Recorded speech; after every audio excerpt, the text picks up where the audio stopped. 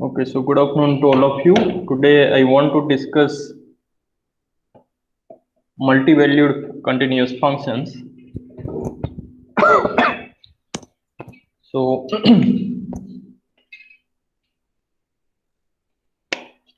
if I have a function which is taking value from a set A to x cross y, such a function is always of this form: f of a equal to f1 of a comma f2 of a, where f1 is a function from a to x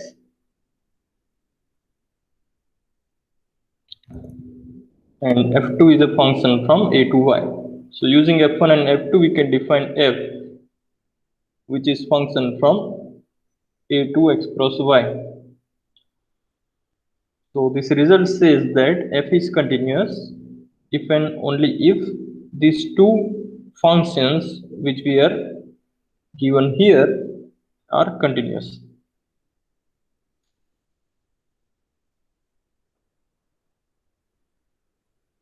So to prove this result, so what are these functions are known? f1 and f2 are known as coordinate functions. So basically f1 and f2 are coordinate of the function f, which is taking values in x cross y. So for example, if I have a function which is fx equal to sin x comma cos x,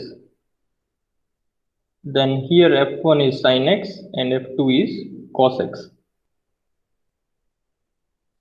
Right, so if sin x and cos x are continuous, then f is continuous, and conversely, if f is continuous, then these both functions are continuous.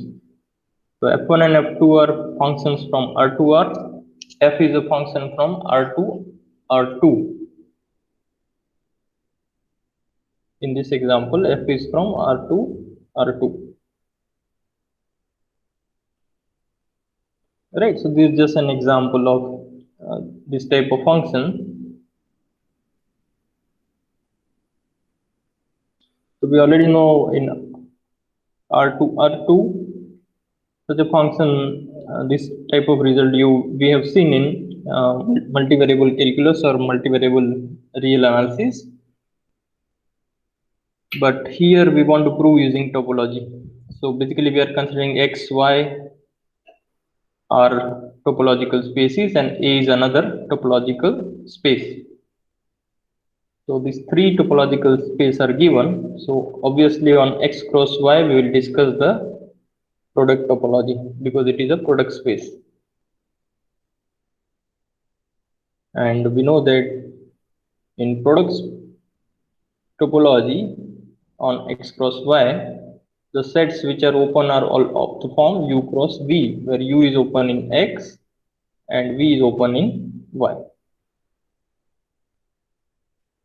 So these are just kind of revision of the product spaces. Here on the product topology on x cross y, the sets which are open are u cross v form. Let us try to prove this function.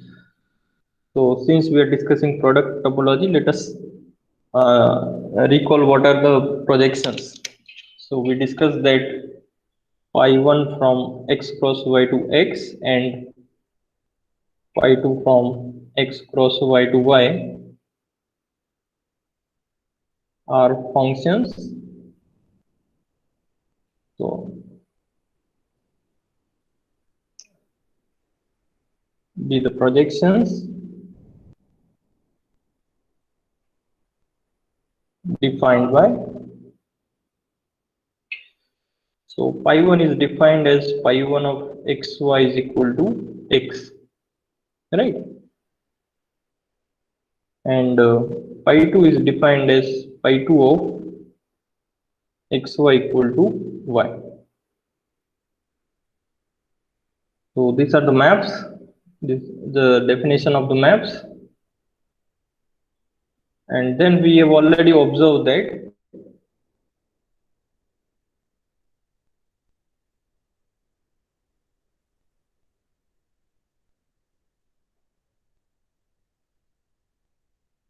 if U is open subset of X and V is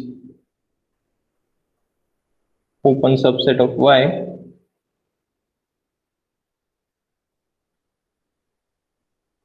then the inverse image of U under pi 1 map is U cross Y. So basically U is a subset of X. So if you take any set in the X axis and you take inverse image under the projection on X, then it will always be of this form. So it will be a vertical strip. And on the other hand, if you take the projection on y2 axis, projection on y-axis, and you take inverse image of open subset of y, which is V, then what we will get is we will get X cross V. So this we already observed, these two equations using a diagram. Now question is whether these two equations gives any information about continuity of pi 1 and pi 2. So pi 1 is a map from X cross Y to X. So to check that pi 1 is continuous, we need to take an open set U of X, and whatever I will get, it should be open set in the product topology on X cross Y. So therefore it should be always of the form U1 cross V1, right? Where U1 is open in X and V1 is open in Y. So let us see whether the inverse image of U is of this form. So inverse image of U under pi 1 is of this form. And what we know is U is open in X that we are considering. So we are considering inverse image of open set U, which we are getting this set. And is this set open in X cross Y? U cross Y is open in X cross Y.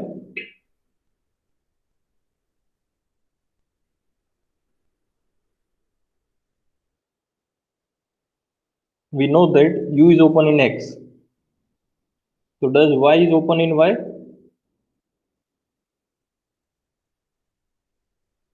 Y is a topological space.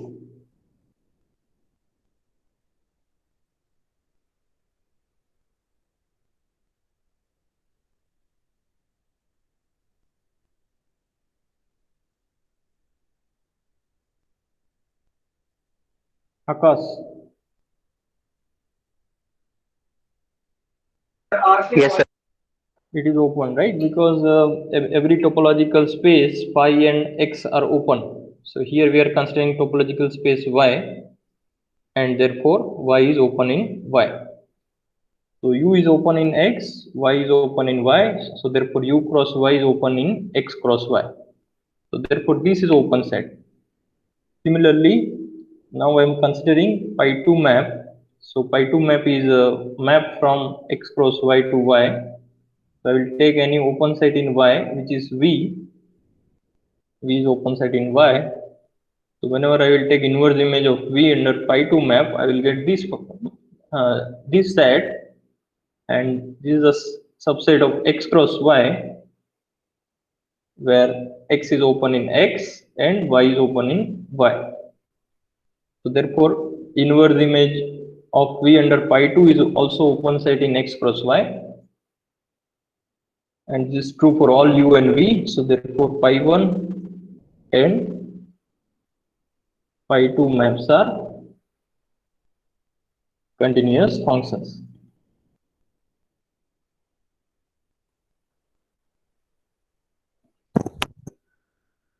So why we have proved these two functions are continuous? Because let us observe the function f.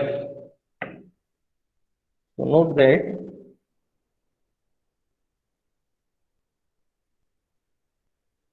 for every element a of A,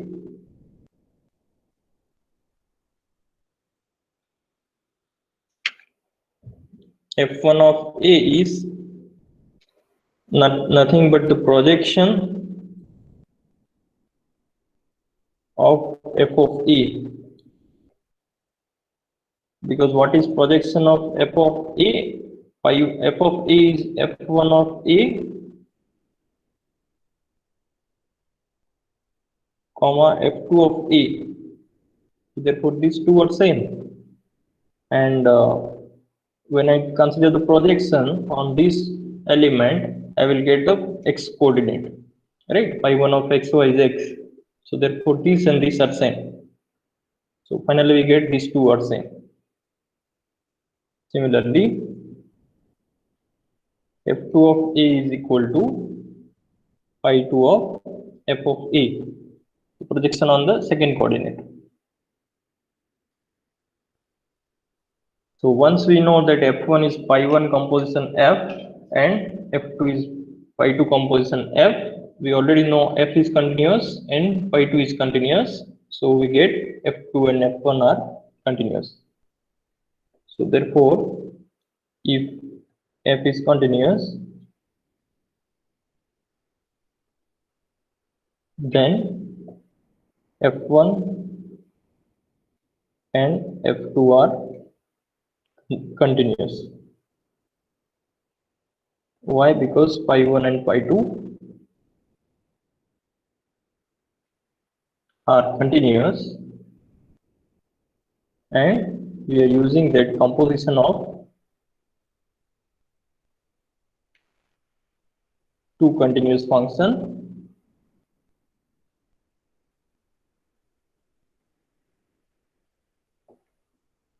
is also continuous.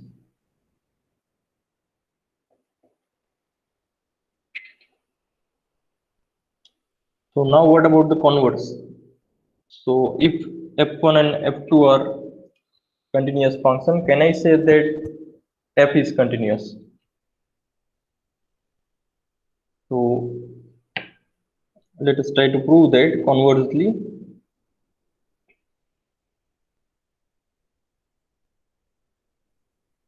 Suppose that f1 and f2 are continuous.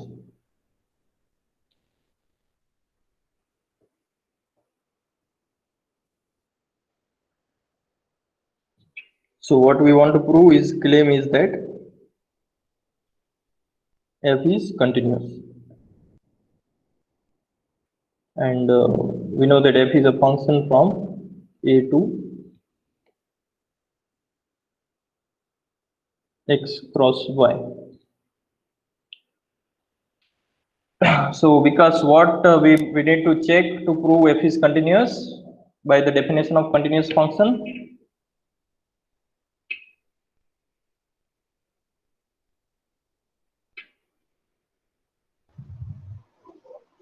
Yes, sir. What is Please the pardon. definition of continuous function in topological space? The inverse image of F is continuous. so f is continuous if inverse Yes, sir. inverse image of open set is open, Inverse image of right? yeah. So now here I have a function f from A to x cross y. So what I need to check here?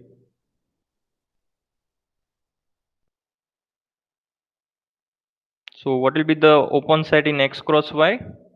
It will be of the form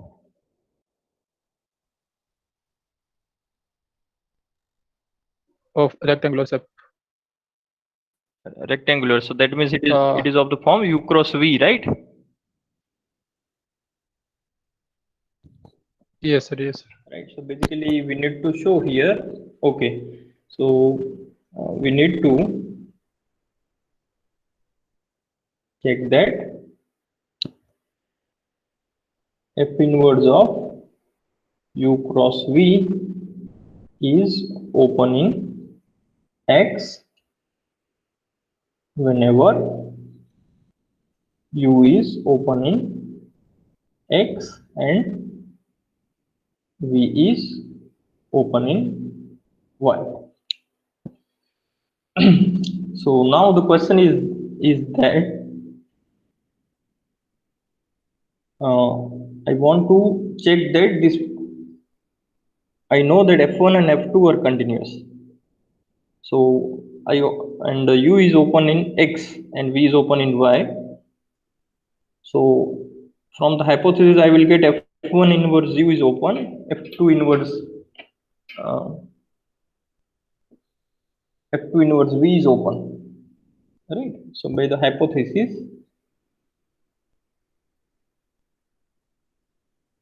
since f1 and f2 are continuous, so f1 inverse u is open in x and f2 inverse v is open in, so it is open in cross in a, sorry, in x cross y, right? Because what are the function f1 and f2? F1 is a function from a to x and a to y. So f1 inverse of u and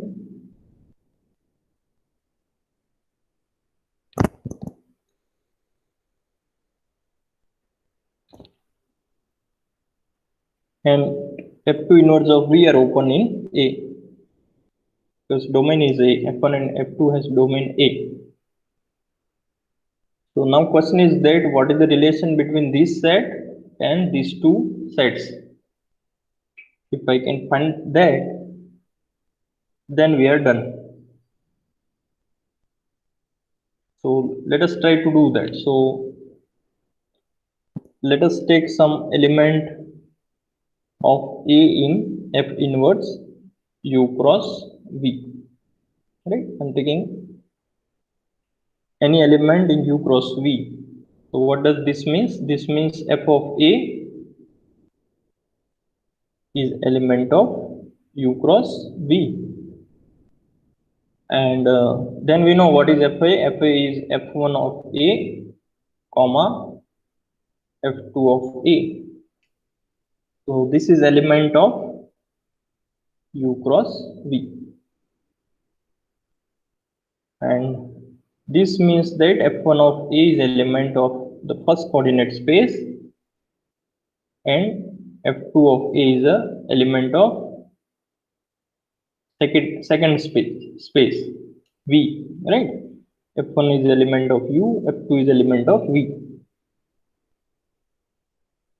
So finally what I will get is a is element of f1 inverse u and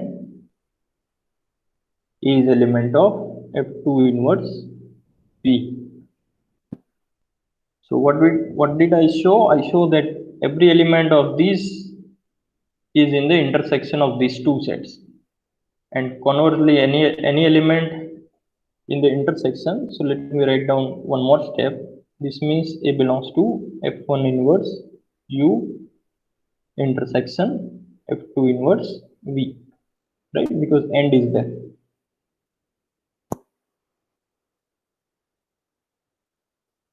If it is or, then we will take the union. So what we have shown is f inverse of u cross v is same as f inverse of u intersection f2 inverse of v. And then we have already observed that these two sets are open in A, right? So these two are open in A.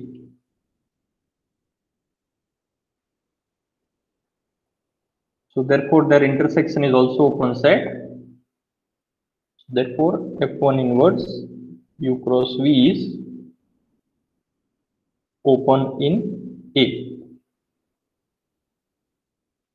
So this is true for every open set u cross v in the product space x cross y. Therefore f is continuous function.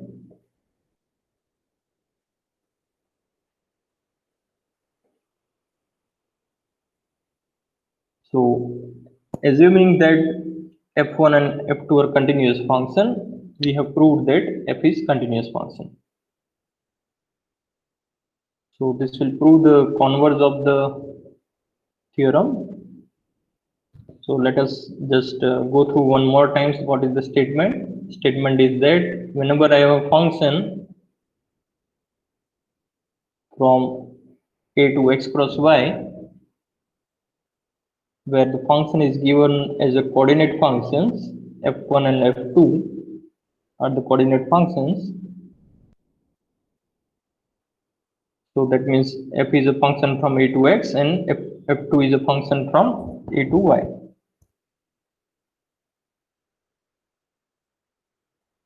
So for this type of functions, f is continuous if and only if we have to check only the coordinate functions are continuous. F1 and f is continuous if and only if f1 and f2 both are continuous.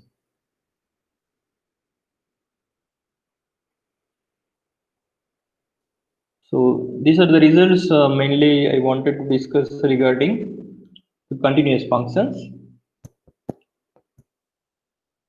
So as I promised, I will start today matrix spaces.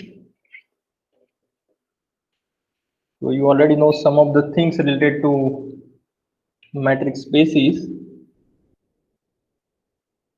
but I want to discuss that in terms of topological spaces. So the proofs are same, but we'll observe that what are the examples of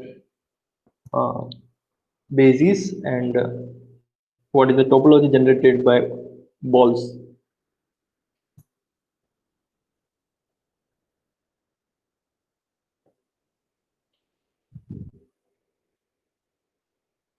So let us first recall quickly the definition of matrix,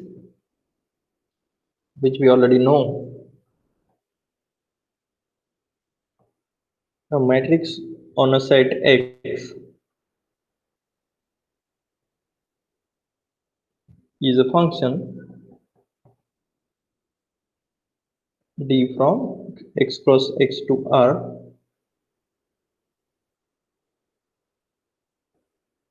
which satisfy the following properties. First property is that D of xy is non-negative for every x and y elements of the set X. D of xy is 0 if and only if x is equal to y. Second property is that D function is symmetric, so that is D of xy is dyx for all x and y in X. And third property is that D of xy plus D of xz. So this is a triangle inequality. So this always holds for every x, y, and z in X. So if D is a function on from x cross x to R which satisfy these three conditions, then we call that function a distance or a metric. So if D is a metric, Sir, it should be yes, D of y z, sir. D, The right, right hand right, side, right. inequality So this third. is D of y z. Yes, thanks for the correction. So this was a typo. Right. So if D is a function which satisfies all these properties, then dxy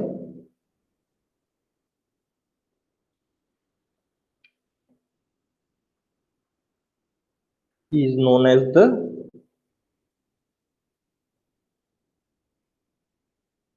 distance between x and y in this particular metric.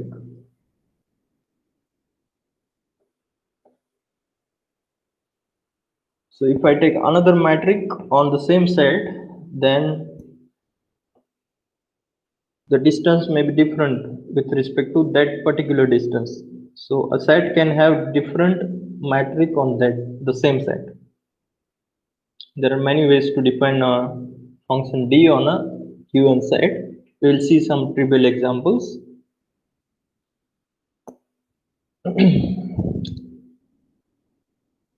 So like every set x we can define discrete topology. Same way on every set x we can define trivial distance. We'll see such examples later. So once we have such a set x with matrix, we can define a corresponding epsilon ball. So the set pdx epsilon, so epsilon is a positive number here.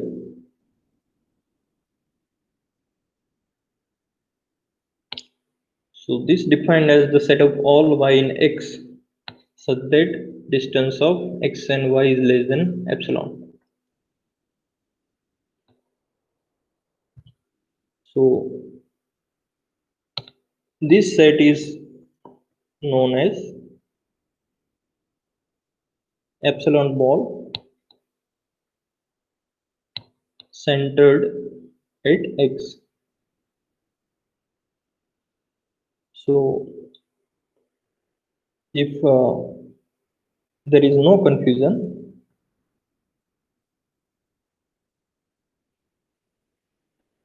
we usually denote the epsilon ball by simply without mentioning d. So we can simply denote it by bx epsilon. So whenever we know we are working with a particular distance, then we will simply write bx epsilon, keeping that the metric in our mind for the simplicity. So let us discuss one simple lemma which we shall use. That if I have a point in this ball, then I can find a radius such that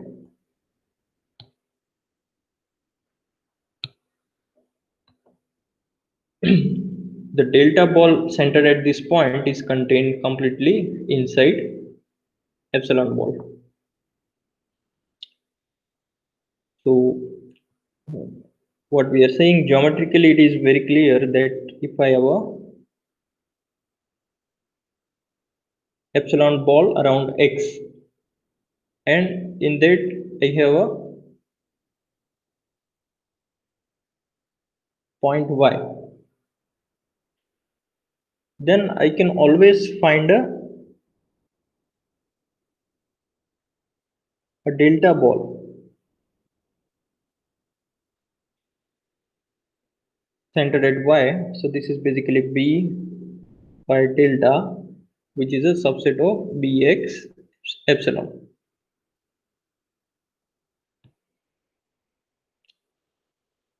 So the idea is very clear because we know that this distance is basically distance between x and y.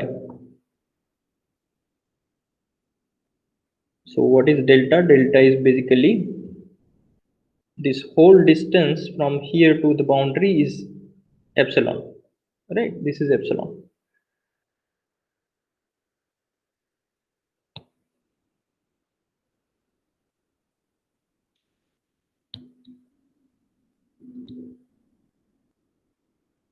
Yes, delta must be less than epsilon. You are right. Right? We are saying only delta is greater than 0. But since this ball is contained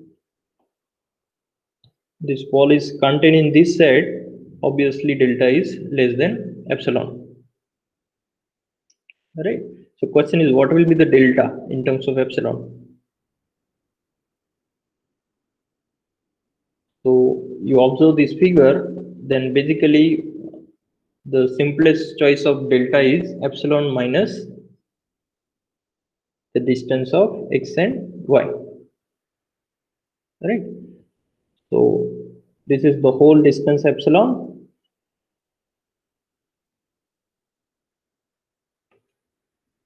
This is epsilon distance, and from which we are subtracting distance of xy.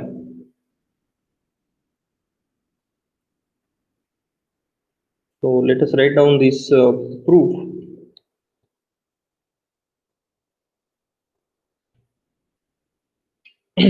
So I have already mentioned that take delta to be epsilon minus distance of xy.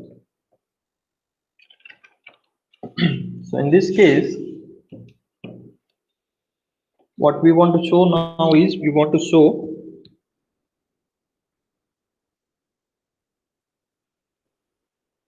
delta ball is contained in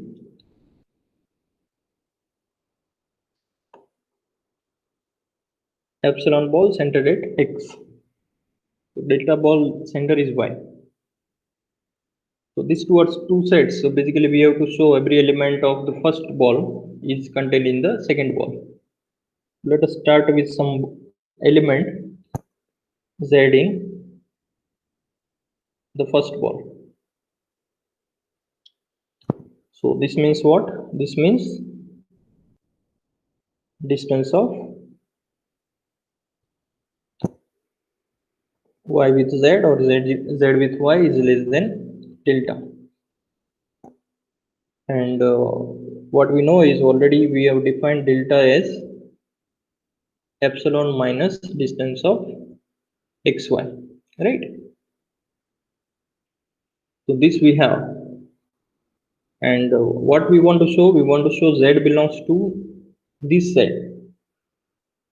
So to show z is in the ball of x epsilon, we have to find the distance of x and z. So by triangular inequality, what we will get is we will get this is less than equal to distance of xy plus distance of yz. So what is the distance of xy plus yz? It is less than epsilon, right? So we are using this inequality. So using that, what we will get is this is less than distance of xy plus epsilon minus distance of xy. So distance of xy will cancel and this will become epsilon. So now we got distance of xz is less than epsilon. So therefore z belongs to ball of x epsilon.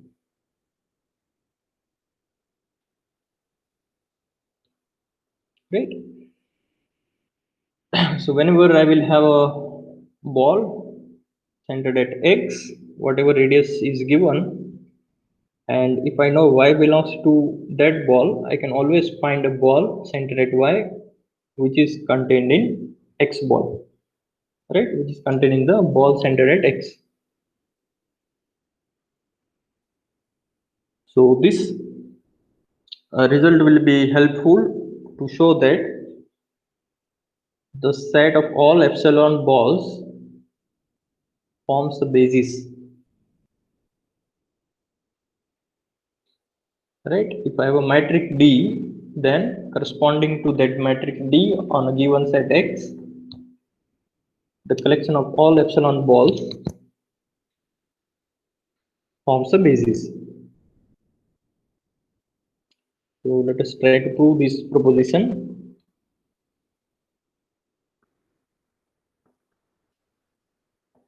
So let D be a metric on a set X. Then the set B, which is defined as collection of all epsilon balls. So let me not write BD every time, just simply write epsilon ball centered at X, X is element of X, and epsilon greater than 0. So this is basically the collection of all epsilon balls.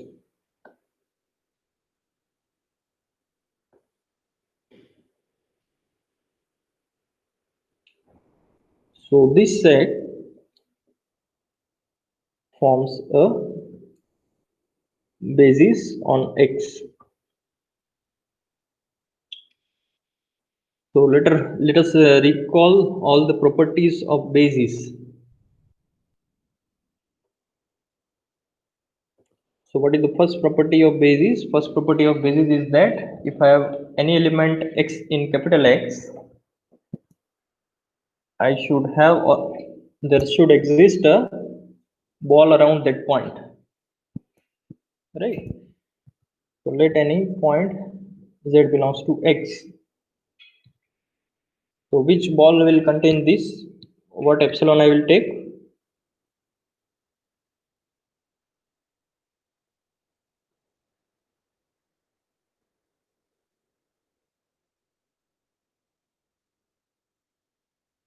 So I want to show that some ball will always contain this point Z. So what will be choice of X? What will be choice of epsilon?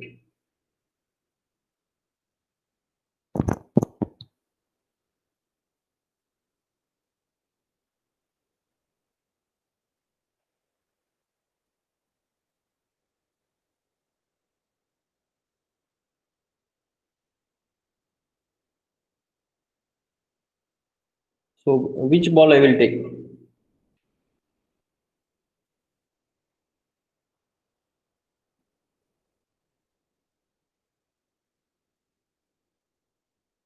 Yes, Heman.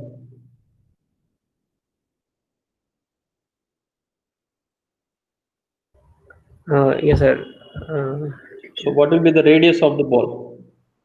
And what will be the center of the ball?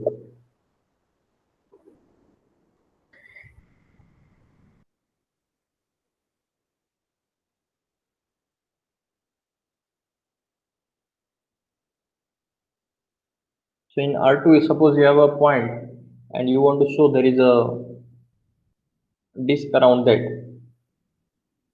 So suppose I take origin.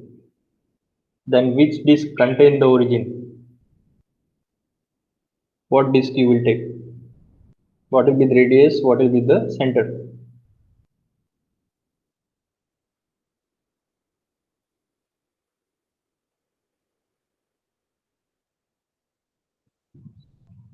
Centered origin and any non-zero radius Right.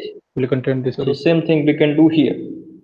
So we can take center is same as that point and radius whatever we can take. So very good. So let epsilon greater than 0 be any number. Then clearly Z belongs to the ball centered at the same point and radius epsilon.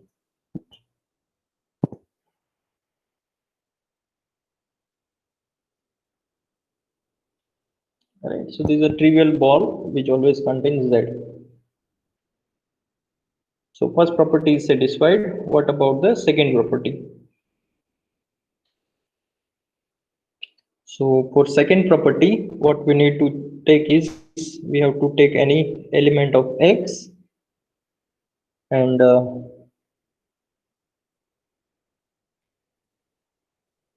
let X belongs to two balls. So first ball let us take which is X1 epsilon 1 and second ball let us take which is center it is x2, radius is epsilon 2. So what are x1, x2? x1, x2 are elements of x, and epsilon 2 are any positive number. So this is given, and what is our claim? So second property is that x, yes, there exists there exists third ball, which contain an intersection.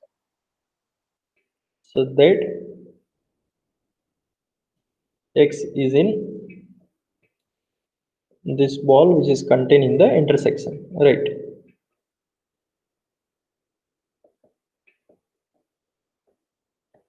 Right. So this is what we want to prove. So to prove this, Sir, I think we yes, have done this before. I think we have done this before. who has done this before? We have done this before. Actually, when we were showing the basis, so Yes. we took the set of Yes, sir. all the open Yeah. balls and set of all that in that. Yes. Actually, So that basically we have shown when we have discussed R2, basis of R2, open disk. oh, so this is generalized case. Right. So this is a generalized case because here we are taking any metric. Yes, sir. I So got it. we have to give in terms of the metric. So the proof is, as you have mentioned, the proof is similar, and basically what idea we will use is basically we will use this lemma. So whenever we have a point contained in a ball, I can always find a ball around centered at that point, which is contained in this ball, right? So here there are two balls, so we will get two deltas. So therefore by previous lemma,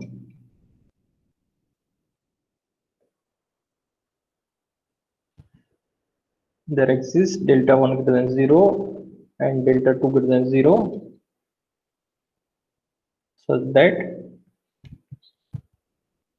ball center at x delta 1 is contained in the first ball, be x1 epsilon 1 and bx delta 2 is contained in bx2 epsilon 2. Right, so basically we got two balls, but what we need is we need only one ball. So here we will use the idea of the calculus. So whenever we have two delta, we will take the minimum delta, right? So I will get a disk which is contained in this both disk.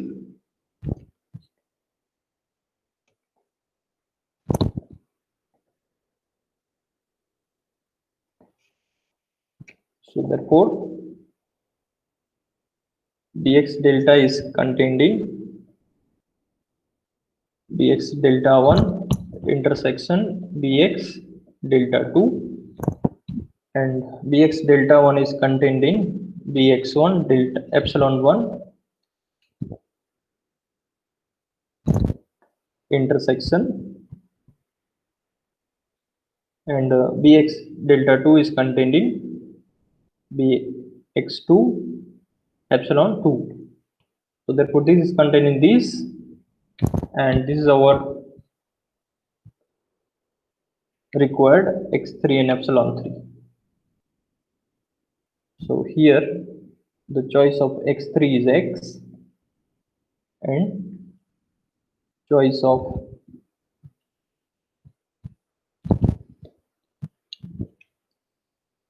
epsilon 3 is delta. So the second property of basis is holds here. So therefore this is the basis. Whenever we have a metric, we will get the collection of all epsilon balls forms a basis on set X, And once we have a basis on set X, we know that every basis generates a topology. So that topology is known as metric topology. After this definition, I will stop.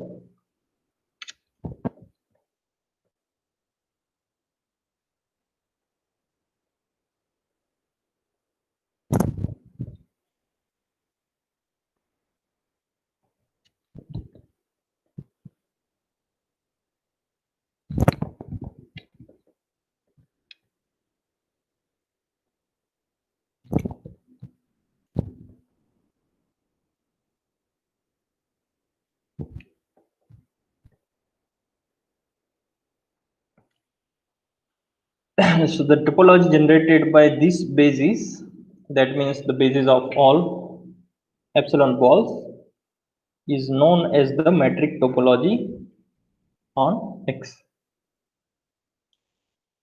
Okay, so today I want to stop here. I will take some examples of metric spaces in the upcoming lecture.